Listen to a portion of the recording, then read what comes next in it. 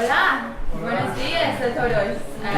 Mi español no es muy bien. I will not be doing it in Spanish for my sake, but more for your sake. My name is Bamber. I'm a Salesforce administrator and I work for a ISV partner, Design It, based in the UK. I'm a Salesforce administrator and Salesforce MVP. And today I'm going to be giving you a brief introduction to Field Service Lightning. Now, before we go any further, you're probably going to see this quite a lot today. It's the forward-looking statement. It basically says, don't make any purchasing decisions on what you're about to see throughout this presentation. So before I kick off, I want to get a feel from my audience. Like, who has heard of Field Service Lightning before? Hands up. Okay, quite a few, but not many. That's okay. It's a relatively new feature, and I say new, it's 2 years old. It was announced at Dreamforce about 2 years ago. And hopefully by the end of this session, you'll have a bit more understanding of some of the key features that Field Service Lightning actually provides. Okay, so what are we going to be looking at today? So I feel like before I can give you an introduction to some of the features for Field Service Lightning, I'm going to give you a brief overview of the customer journey and how Salesforce actually got to Field Service Lightning. So I'm going to give you a brief introduction to the Service Cloud, how some of the issues that they faced, how we got to how Salesforce created the service platform, and then hopefully it would make it a little bit more understandable as why Field Service Lightning was created. I'll then go over and provide some of the features, go over some of the features, give you a demo, very brief one, and then we'll finish on some questions. Okay. So let's kick off. Service operations. Basically, if you look at service operations, we look at some of the issues, and some of the issues that companies have been facing. We know that customer service have become more complex. Why? Because of the plethora of channels that our customers can reach us on. And thanks to these new channels that our customers can reach us on, it's actually, customers have a rise in expectations in what they expect to receive from businesses. So this created more challenges for businesses, and it got us asking questions. And you might actually be familiar with some of these questions yourself. It got us asking questions like, who's in charge of the end-to-end services, or should we be focusing on operational excellence or innovation? Is these factors combined actually created really complex operations? So what did Salesforce do about it? Well, they knew that it was about transforming the customer experience. We all know that we live in the age of the customer. Everyone is connected. You've probably seen this slide a number of times at Salesforce conferences. We went through cloud, social, mobile, Internet of Things, and we arrived at artificial intelligence. Customers are using a lot of devices to contact us on now. There's like 300 channels that they'll reach us on, and actually quite a lot of customers use the mobile device as the first point of contact with us. It created a connected world. It shattered customer expectations, but more importantly, it created a whole lot of data, and it's this data that our businesses need to harness. We need to take advantage of it. I guess if you think about it, customer service wasn't designed for the world we live in today. There are billions of interactions that take place, and if we don't take care of the data, then it's going to create what we call a customer gap. However, to close this gap, what do we need to do? Leverage the data that all these channels create. Why? So that we can create personalized experiences, so that you can give your customers the right promotions, the right support, and the right recommendations. So leverage the data, and then you create a single view of the customer. Okay, why do you want to create a single view of the customer? Because I said it earlier, we live in the age of the customer. and every touch point needs to be connected. And to be closely connected with your customer, you have to put them at the centre of everything that you do. And that is what Salesforce had in mind when they created the service platform and field service lightning.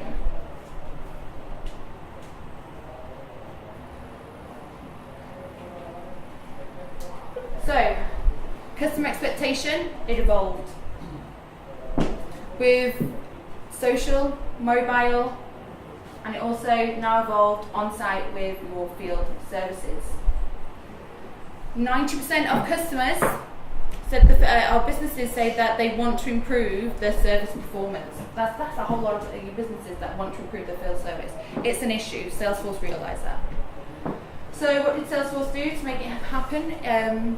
Well, first of all, before I go into field service lightning, they had to resolve the issue with the customer service. So they created Salesforce for Service. Who uses the Salesforce platform here? Yeah, it's pretty popular.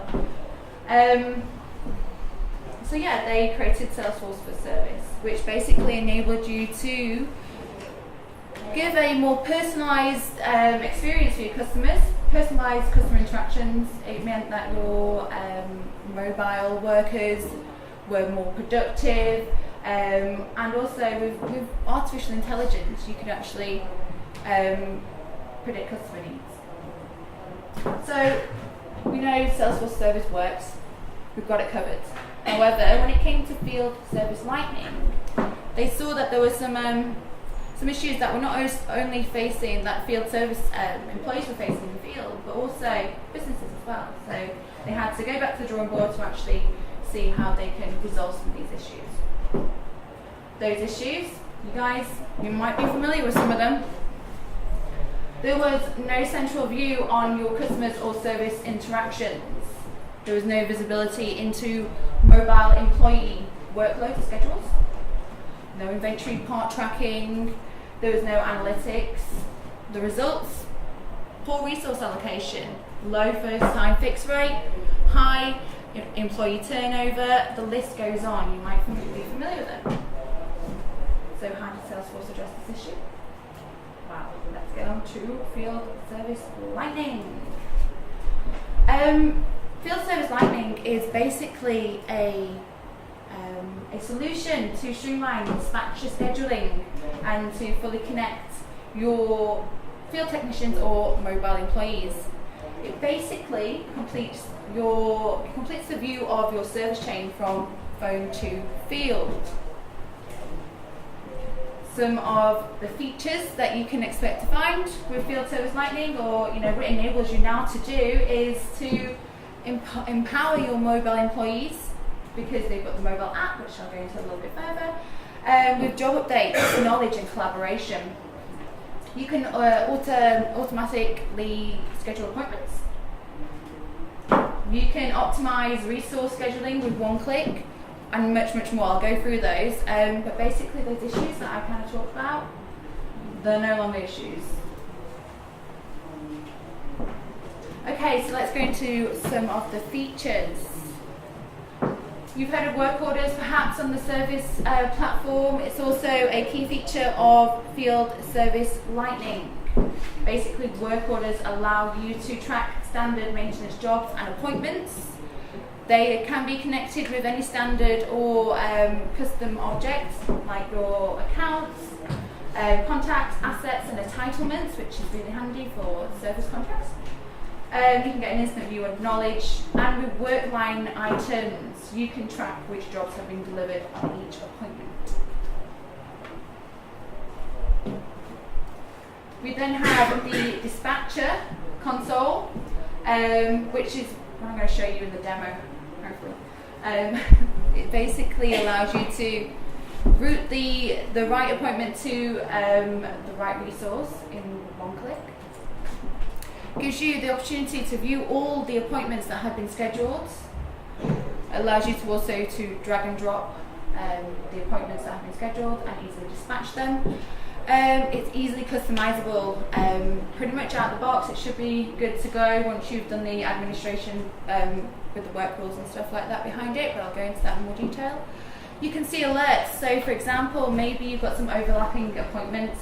It's going to pop up with an alert. Your dispatcher is going to see that and you can resolve the issue. And you can also track and monitor service delivery in real time.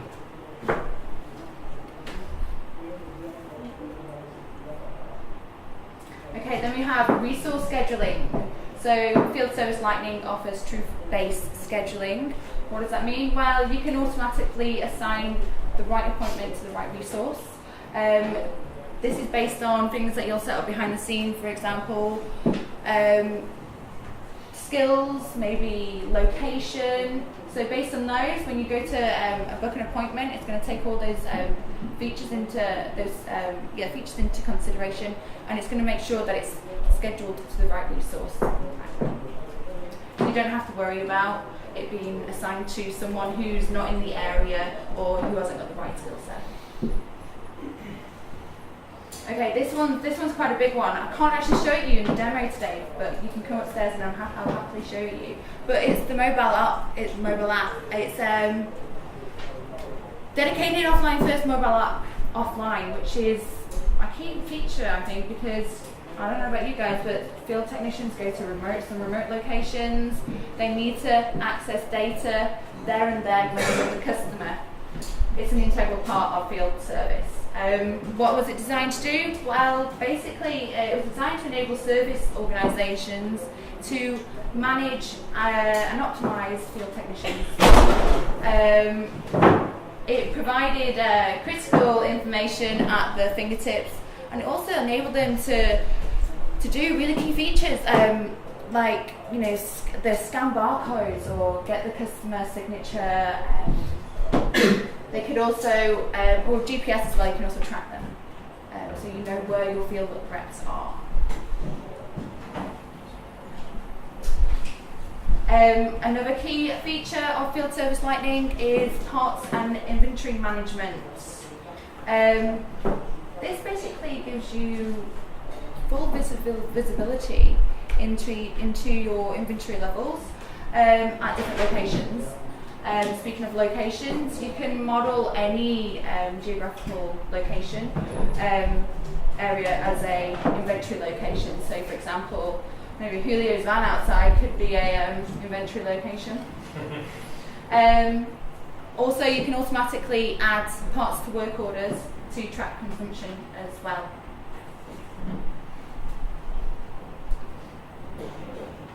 We've got advanced optimization. Briefly spoke about that earlier. Again, this is going to resolve any inefficiencies in your appointment scheduling.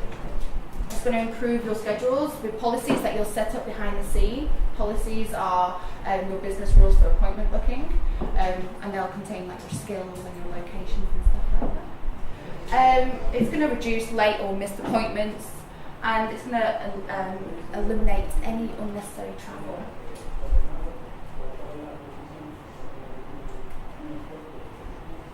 Another feature is asset management. This is basically going to track and manage all products your customers have maybe purchased, installed, or maintain under service contracts. And you can see that in the work order. I'll show you that later on. Okay, so another key feature. This was a recent feature that I was introduced to, and I'm so happy that it came out because it's street level routing. Basically, before that, it's estimated the time of arrival on an aerial view, which we know is not great because it didn't take into consideration any kind of road speed or any obstacles that may be in the way. However, I think it was in summer 17, I'm not sure. Really recently, anyway, this feature came out and it basically takes into consideration things like actual road speeds, any obstacles that might be in the way, and it gives you a much more precise estimation of when your field reps are going to arrive. Basically giving you better optimization. And it wouldn't be We're all going to have this one, analytics. We all know most important thing, I said it earlier, the data that you collect, you're going to have to be able to report on it. So again, we've got real-time reporting and analytics to monitor performance and gain insights across service operational data. How are we doing here, Leo? Very fine. Yeah? Not yet. Not yet. Okay, cool. I'm going to go into a demo. Hopefully. And this is going to go right. Okay. So I'll give you a bit of background before I go over the demo. But let's imagine you've got a company that sells mobility products. So these are, say, bed lifts or stair lifts to individuals and to businesses. We've got an issue that's come through. A client has phoned through to say that there is an issue with the bed. Basically, the part that makes it move up and down has broken. So just to save time, just because I'm actually way ahead, so I might have to slow down a bit here. I did create the work order and the service appointment. However, this can be done automatically. So we have a work order here. Your reps back at the office will see that this work order and the skill set for this work order, the work type is beds. You can add any information here, but they can get a snapshot of what work is, what the work order is about. In this instance, we've just said it's a bed malfunction. And then if you scroll down to the related list, you can see the work order line items that I mentioned earlier, and this is going to give you an indication of the individual work that needs to be done for this work order to be completed. You can also see the assets here as well, so the product they bought and the warranty that they have on that product. The other thing that you can see is the service appointment, and I'm actually just going to go through to the service appointment. Again, this can be automatically generated. Now I've added some custom fields here, so not all of these are available out of the box, but for example, you can see some of the key information has been brought forward to the appointment records. The appointment record is the work order, and you can see that the work type is beds. We've got information like the earliest start date, which is basically the earliest date at which the appointment can take place, and the due date is the latest part that the appointment can take place. If we can scroll down, oh no, actually we don't, we'll scroll up. So now what I want to do, I've got all this information, I actually want to get a time so I can actually book this in with a field rep. So we can go to the global action here. Oh, that was not me. Global actions, damn it. Don't panic, don't panic. Okay, cool. Right, okay, so we were at the booking the appointment. I clicked on the global action, and you can see that a number of time slots came up. Again, these are based on the operating hours that you'll set up in the background, and behind this sits a resource based on the skills or the policies that you set up in the background. So let's just say we'll book it for 6:30. It's not 6:30, 4 o'clock even.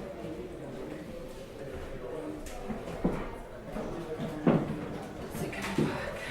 There we go. Right, okay, so that's been assigned a resource, and to see which resource, you can scroll down to the resource related list. And we can see that it's been assigned to a rep. Can you see that? Should I try and zoom in? Because I can barely see it. Oh yeah, on that as well. Is that a bit better? So the rep will be able to see who it's actually been assigned to. There are a number of ways you can actually book an appointment. There's book appointment, there's get candidate, and there's an emergency one. I can show you. So the get candidate basically allows you to see which resource you're assigning it to, and then the emergency one is just going to pull the closest rep in the area. Let's see if this will work. So we're going to take into consideration the policy that you have as your default policy. It'll just be like, who's in the area, and send it to that person. But we use the booking option so that we can just select a time. Okay, so that was scheduled for 4 o'clock today, and it was with Bill. So I'm going to go over to the dispatcher board now, and it kind of looks a little bit something like this. Let's go to Bill. I'm actually checking where Bill is. Bill, there's Bill. So there's the appointment for Bill with the status scheduled. You can put any kind of naming convention here, and you can actually change the colour of the GAN.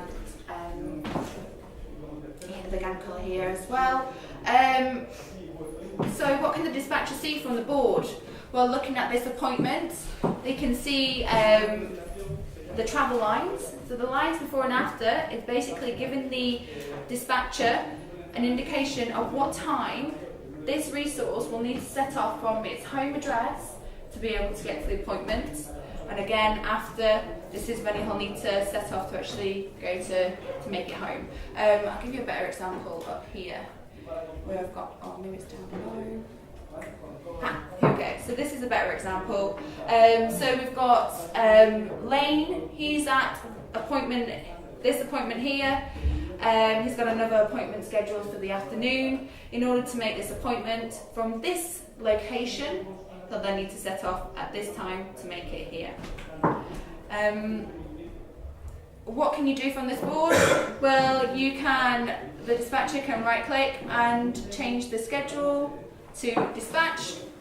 What's going to happen in dispatch on the mobile application, which I wish I could show you, they will get a notification that an appointment's been dispatched to them, and then they get the cool app and do loads of stuff with no limits. And then let's go to some of the violations that I've posted. Okay, so you can easily drag and drop the appointment around. You can drag it to a different resource if needs be. Can you guys see it? There's little violation marks here. I said them earlier. If there's a violation, the rep can dispatcher can hover over and get some information. Here you can see that because of my work rules. Only reps can go within a certain radius of the home address. They can't go to any appointments beyond that. So they'll be able to see this, and then they can reschedule. If that's going to work. Reschedule that appointment, and that violation should go away. Let's give it. Should go away. Should. Let's go to him. Okay, this guy isn't suitable either, so you'll find the right resource for it.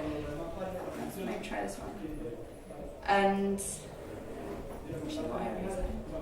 oh, there we go. There you go. Did you see that? I just moved the wrong one. It popped away. So this guy's more suitable for that one. But as you can see, it's really easy to maintain. Over here, you can see this is this is just a list view where you can see all the scheduled, dispatched appointments. You can select them all and do one dispatch if you've got many appointments. Do that all in one go, so you don't have to go individually to do that. You've got a number of key information stats here, the number of time on the boards, how many hours have been driven, and any notification alerts. You've also got the map, which is going to give you information about where your reps are and their home addresses, which is with the GPS, which I mentioned earlier. And that is a very brief overview of the dispatch board. I can show you more upstairs. I've got a stand upstairs. You can come over and ask any questions about what you've seen, and I can very happily show you the mobile app. because I think that is a key part of field service lightning. Chris Edward has also used field service lightning quite a lot, so you can also go over to the British accent. Yeah, it makes it sound like I'm saying it really posh, like I'm not. Yeah. Going to ask Chris some questions as well. And I think we did the demo. Did I say that right? Yeah.